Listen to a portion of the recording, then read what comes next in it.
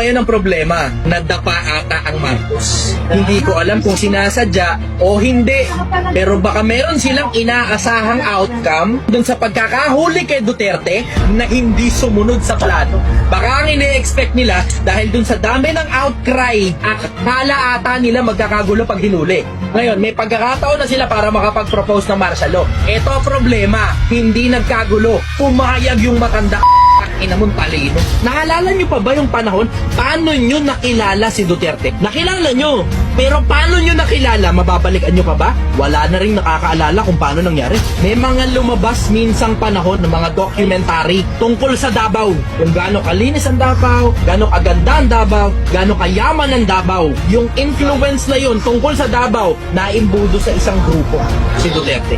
Itong isang si The Punisher, kung tawagin nila, nagvomotor sa kabuuan ng Davao para makita ko ano lagay ng bayan niya. Tapos minsan nagpapanggap na taxi driver para makakita kung sino-sino mga siraulo. Tapos may pagkakataon pinakain niya yung upos ng Yossi dun sa isa sa mga banyagang naninigarilyo dun sa lugar niya. Naalala niyo, narinig niyo yan, pero halos walang nakakapansin kung paano niyo narinig yung balita.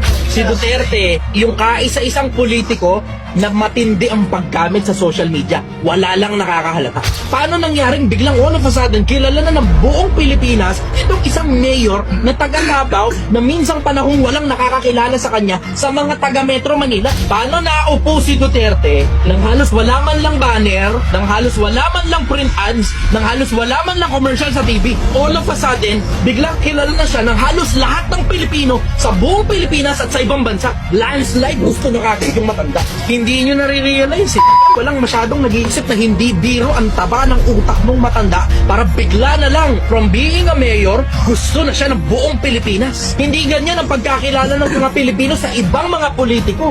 Isipin mo landslide votes kay Duterte. Tapos kinuha mo yung matanda, tapos pumayag siya. Kasi kabahan ka na, pumayag yung matanda. Ang lintik at talino nun, pumayag siyang basta na lang siyang makuha.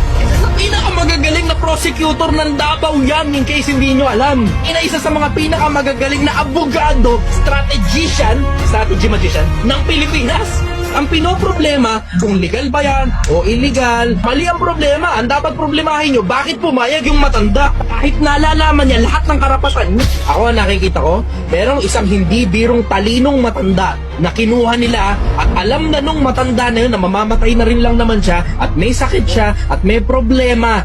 Might as well die for a good cause. Hanggang sa dulo, mananatili pa rin akong sumasagot ng mga tanong. Mananatili akong hindi interesado sa politika. Mananatili akong hindi interesado sa pera. Mananatili akong hindi interesado sa